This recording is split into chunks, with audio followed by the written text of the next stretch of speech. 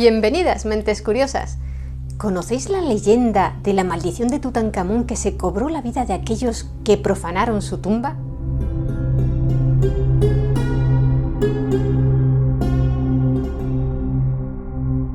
Noviembre de 1922. En el Valle de los Reyes de Egipto, cerca de Luxor, la tumba del misterioso faraón Tutankamón acaba de ser abierta.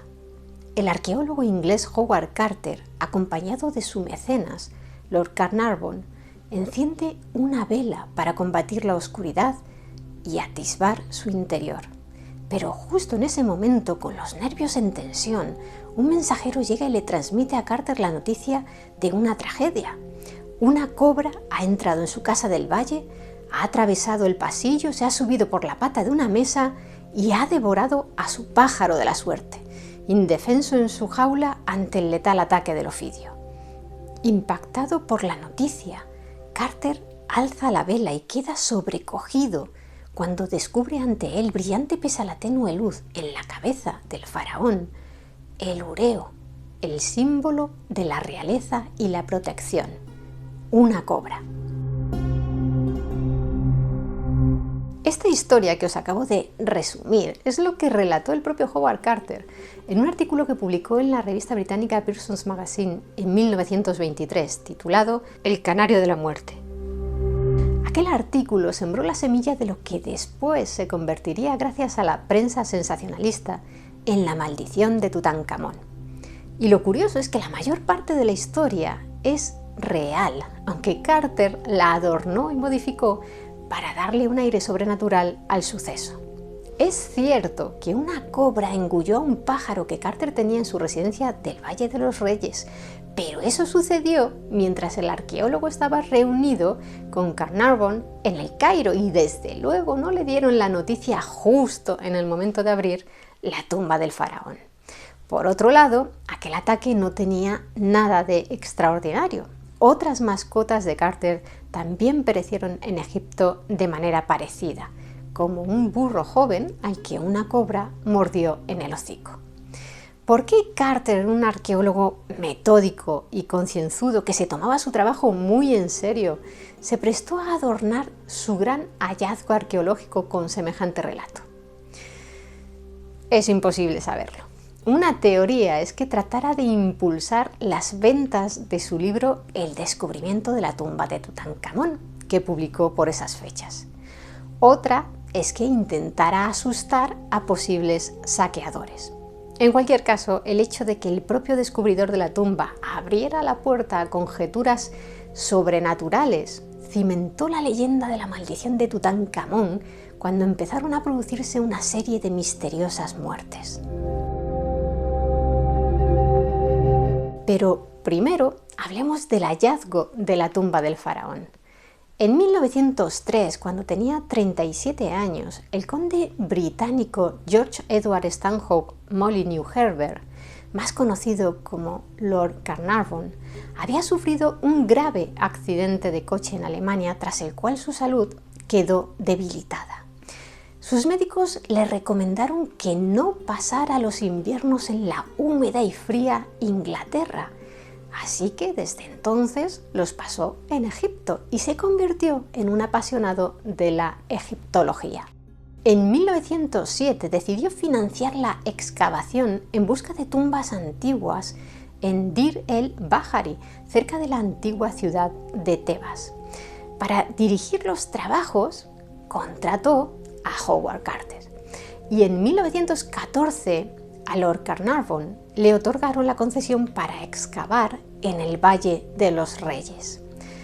Carter estaba convencido de que podría encontrar allí algunas tumbas que aún no habían sido localizadas, en especial la del faraón Tutankamón. Tras un largo parón debido a la Primera Guerra Mundial, los trabajos se reiniciaron en 1917, pero 5 años más tarde, impaciente porque no se obtenían resultados, Lord Carnarvon decidió que solo financiaría una temporada más de excavaciones.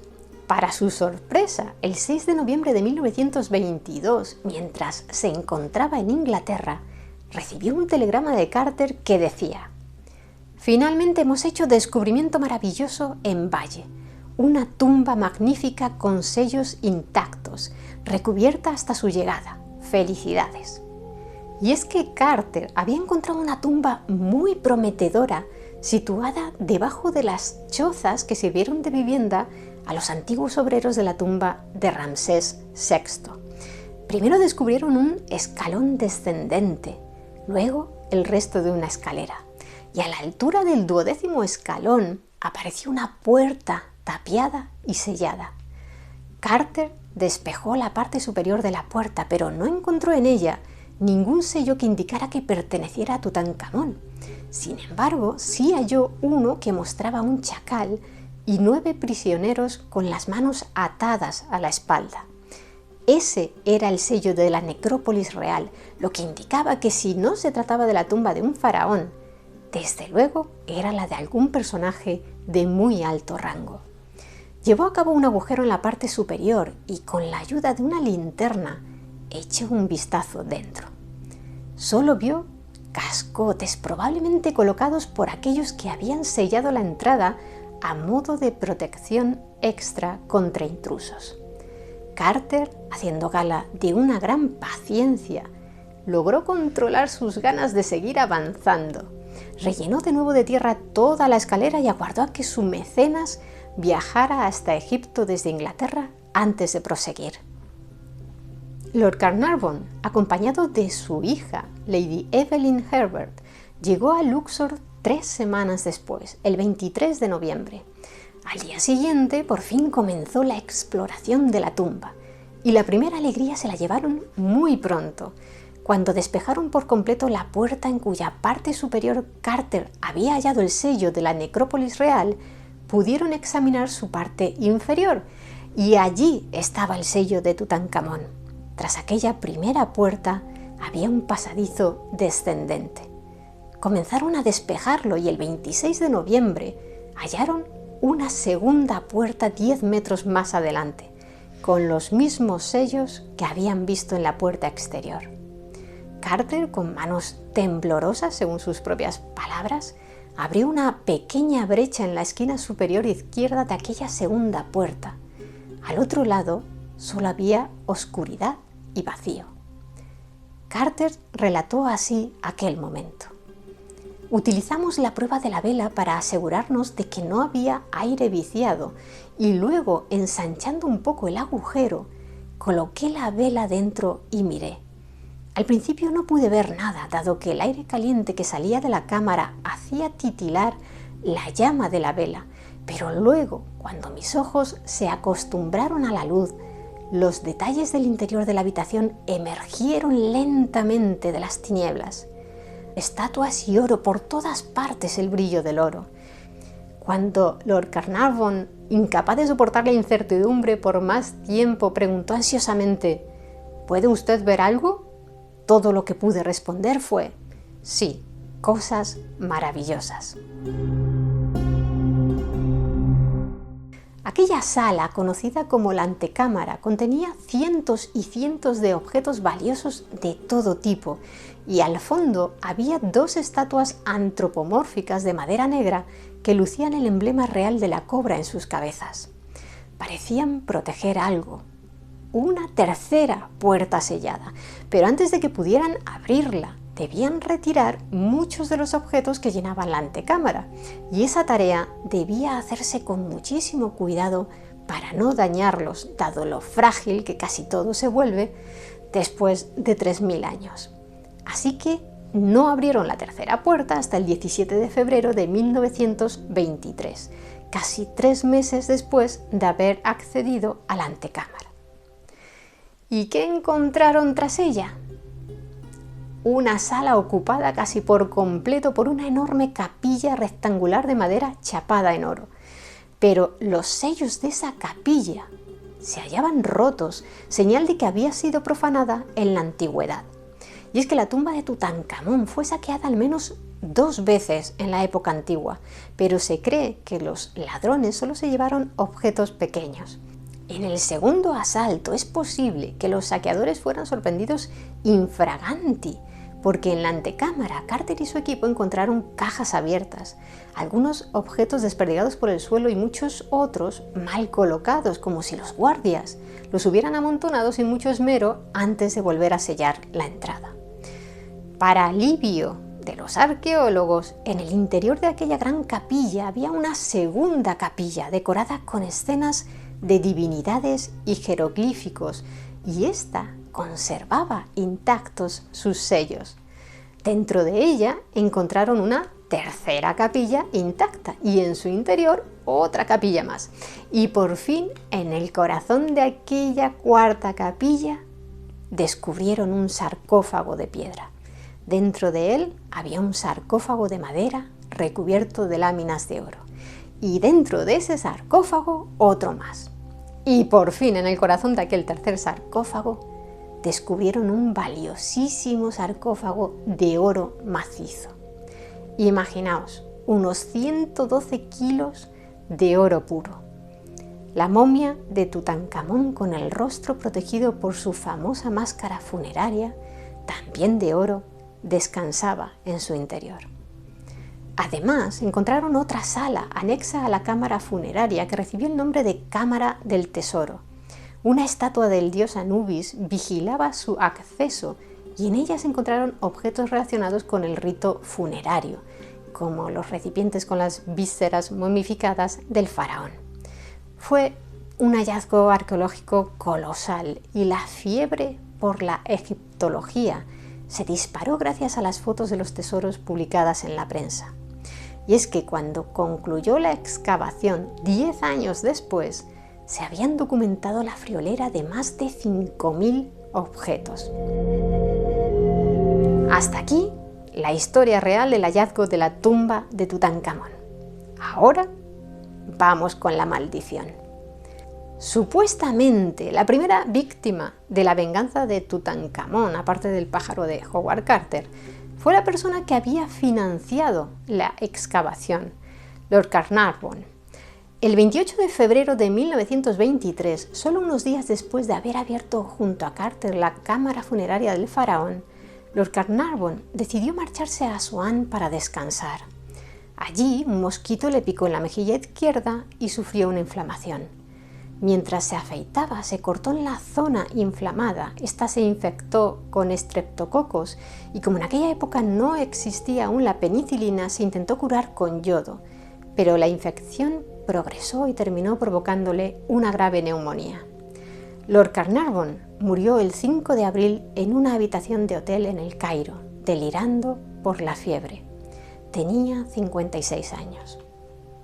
2 semanas antes, la novelista británica Mary Corrally, que vendía muchísimos libros en la época, al enterarse de la enfermedad que padecía Lord Carnarvon, publicó una carta en la prensa en la que decía: «No puedo dejar de pensar que se corren algunos riesgos al interrumpir el último reposo de un rey de Egipto cuya tumba está especial y solemnemente guardada y robarle sus posesiones. Según un libro raro que poseo titulado La historia egipcia de las pirámides, un texto árabe antiguo, el castigo más terrible persigue a cualquier intruso temerario que irrumpe en una tumba sellada. El libro nombra venenos secretos guardados en cajas de tal manera que quienes los toquen no sabrán qué los ha conducido a su sufrimiento. Es por eso que pregunto, ¿fue la picadura de un mosquito lo que infectó tan gravemente a Lord Carnarvon? Cuando Lord Carnarvon falleció, las palabras de Corrally se consideraron proféticas. Para echar más leña al fuego de la superstición, el célebre Sir Arthur Conan Doyle, creador de Sherlock Holmes y muy creyente en el espiritismo, achacó la muerte de Carnarvon a un mal elemental que guardaba el sepulcro y que se había vengado de sus profanadores. La maldición de Tutankamón había nacido. Y engordó cada vez que moría alguna de las personas que habían estado presentes durante la apertura de la tumba o del sarcófago. Por cierto, Lord Carnarvon falleció antes de que llegara a abrirse el sarcófago de Tutankamón, ya que Carter y su equipo tardaron varios meses en lograr desmontar todas esas capillas que cubrían los sarcófagos. En mayo de 1923, el magnate George J. Gould, que había visitado la tumba del faraón, falleció de neumonía en la Riviera francesa. En septiembre, solo 5 meses después de la muerte de Lord Carnarvon, falleció un medio hermano suyo, el coronel Aubrey Herbert, quien había estado presente en la apertura de la cámara funeraria. Poco tiempo antes de morir se había quedado ciego y algún pésimo médico lo convenció de que recuperaría la vista si le extraían todos los dientes. La operación dental le produjo una septicemia y falleció en Londres el 26 de septiembre. A principios de 1924, también murió el encargado de radiografiar la momia de Tutankamón, Archibald Douglas Reed, cuya salud se había deteriorado en sus últimos años y sucumbió tras someterse a una cirugía abdominal en Suiza. El siguiente en perecer fue el arqueólogo Arthur Mace, uno de los hombres de mayor confianza de Carter y la persona que dio el último golpe al muro de la cámara sepulcral. Se vio obligado a abandonar Egipto tras sufrir una pleuresía que acabaría derivando en una neumonía letal 4 años más tarde. En 1929, el secretario de Carter, Richard Bethel, se suicidó. En 1934, murió el arqueólogo Alby Lithgow. Aunque enumerados así pueden parecer muchos fallecidos, se estima que 58 personas estuvieron presentes en las aperturas de las puertas y los sarcófagos de la tumba, y solo murieron una decena de ellos en los 12 años siguientes, una cifra que no difiere de la media de mortandad que se podría esperar en cualquier grupo similar de personas de la época. Existe la leyenda de que en la tumba se encontró una tablilla con una maldición escrita en ella, pero jamás se ha demostrado su existencia y en ninguno de los sellos de las puertas que Carter y su equipo fueron abriendo se encontraron tampoco frases amenazadoras. Pero, ¿es posible que la maldición no fuera de tipo sobrenatural sino química? Estudios recientes han confirmado la presencia de hongos tóxicos como los Aspergillus sobre momias de diversas partes del mundo, ya que sus esporas son capaces de permanecer viables durante muchos siglos. Tal vez Lord Carnarvon inhaló esporas de algún hongo tóxico que habitaba en el interior de la tumba.